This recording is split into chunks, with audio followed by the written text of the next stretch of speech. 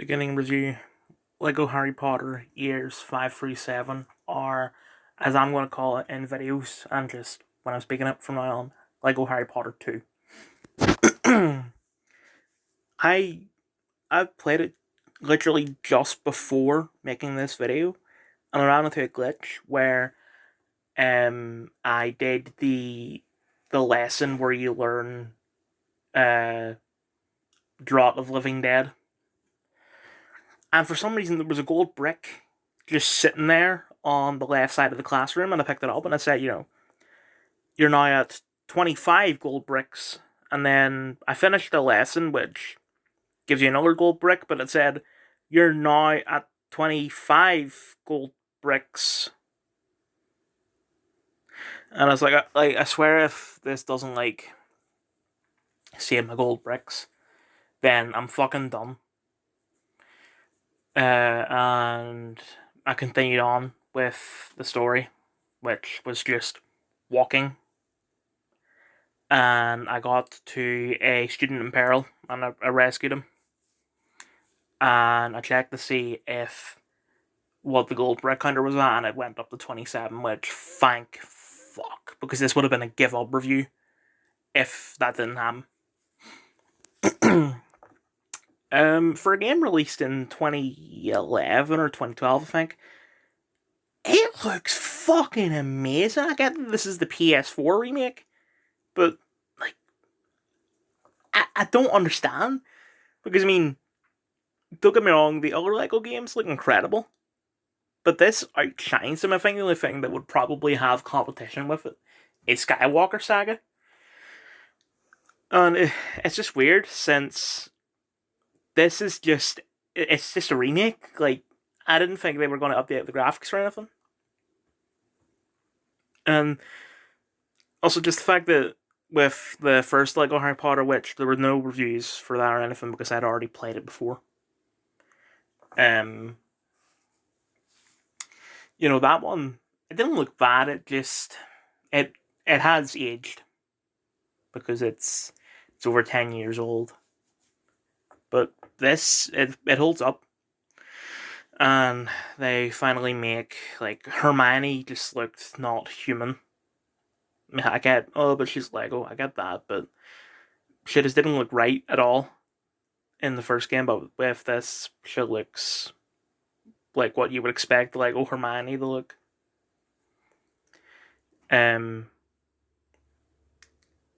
Even though they were improvements, some of the things that they changed, the fact that it did change, it's a bit off-putting.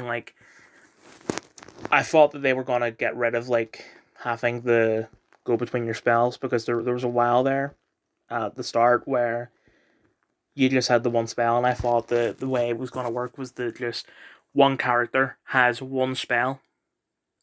So if you need, say, Lumos and Wingardium Leviosa for one level, then we'll put Wingardium for Harry and say Lumos for Hermione. But no, they kept it the way it was. But then they swap Wingardium. It used to be on the right side of the wheel, now it's at the top. I don't get why they created these fucking battles, duels, I think the official word is that they call them, when you did some training and then there was one at the end of the game, or at the end of Phoenix. And I do get that there's Half-Blood Prince and Deathly Hallows, which, a bit of a side rant, they since it's an adaptation of the films, Deathly Hallows is 12 levels instead of 6, and also I think 6 is a bit much. They're adapting the exact same amount of films as Jurassic World did. And I do get that the Jurassic Park films are shorter, but it's just, they did 5 each, whereas this is doing 6 each. And I was hoping, because it's 3 years, that it'd only be 18 levels, but no.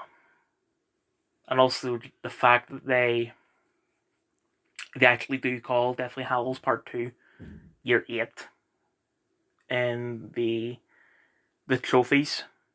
It's stupid. But back to the Wall battles. I do get that there's still 3 more films to go, but I doubt this is something that they're going to use a lot. So I just don't see the point of them having created it in the first place. I think the only thing left I have to say about it is this is the only new Lego game I'm playing. Like, it's the only one available on PS4/5 that doesn't have voice acting. Where, they need to go through the plot of the film without using words. And the way that they do that is by using grunts, which they do it fantastically in the cutscenes, but seeing gameplay, I'm tired of hearing, like, anytime Drake goes around, him just going, like, over and over again, especially during that fucking lesson. Like, the lesson wasn't long at all, but it's every 2 seconds that he says that, or says in air quotes. And also, something that I find weird was, they have Luna in this, and I think, like, I'm just imagining being her voice actor, if you can call it that. Like, either it's either they've brought in someone different to do the voice, or it's the same voice actor and it has to say it right. Like, can you grunt in an Irish accent? It's just, I can see why they changed the voice acting, and I get it. Some of the OG fans are a fan of the voice acting, but I like it. I don't mind. Anyway, final review. wecrashed. I started this a year or 2 ago. Like, I watched the first episode. It was one of the first Apple originals that I seen. And then I waited until when Dylan gave me his Apple that I watched a couple more. No. Fuck, what was I gonna say there, yeah.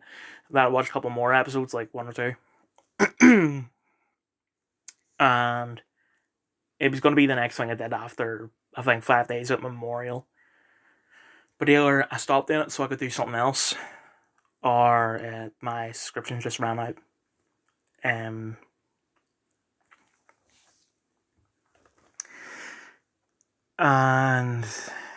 when it came to getting the current subscription I have, I downloaded all of this that I'd left on my iPad, but I didn't want to do it. Like, I went on to Mosquito Coast, even though it's a much longer show, because I didn't know if I was halfway through an episode or not. Like, because I hadn't seen it in a while, I didn't remember if I left off an episode halfway through, or it was just I finished whatever the last episode I had seen. But then I was looking at the storage of my iPad, and it's not good. wecrashed is almost a gig per episode. So it was like 6 episodes, I think, 5. So that's at least 5 gigs I could take off. So, put my focus on that. And I don't think I was halfway through an episode. Anyway, as for the show itself, I think it's the only thing I've seen Jared Leto in where I like his performance. Like, he's done great films, it's just his performance I'm not a fan of. Like, American Psycho, Fight Club, Dallas Buyers Club, stuff like that. 2 clubs. But with this, it was fine, and it's just, I keep looking at him. I'm thinking, there's no way this man is in his 50s. I get he's a celebrity and he has, like, plastic surgery and shit like that, but it's just, he's playing a man like 20 years younger than him successfully. Like, he's pulling it off because he's just so young looking. But it's not relevant. I had never heard of WeWork before this, and I mean, I got this more the real life stuff than the actual show itself, but I there are parts of their like goal I agree with, but it's just the way that they go about it is so cringe.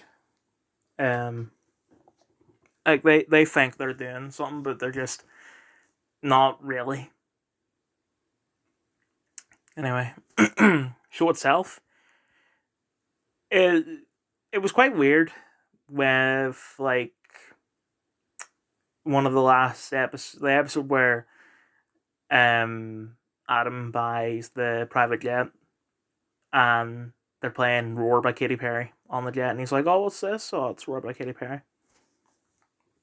And then last episode they have like two somewhat sad scenes, and they played like a dramatic version of Roar during those scenes, and like I get it, but this what the fuck? Um, Anne Hathaway is good as per usual. Just a shame that like her career just isn't having a comeback because no one has seen Eileen. No one's seen Mother's Instinct. Even when they're putting on Netflix, no one's gonna watch it, unfortunately. And not a lot of people are watching this because not a lot of people can be bothered to get Apple. Also, it's the fact that these two are doing television. I get that Anna Hathaway hasn't done much recently, but just I didn't expect her to do it, and it does kind of feel like she's caving. Oh, can't be successful in Hollywood anymore. Fine, I'll be successful in TV, and that just didn't pan out, unfortunately.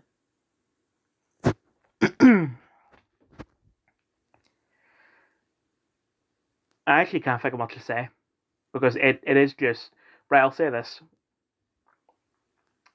I've been saying a couple of things recently. The only thing I really think of is Blackbird. I said in the final review for that it would be better off as a film than a show. With this, it's not the same. Like, this shouldn't be a film. It is working fine as an 8-episode miniseries.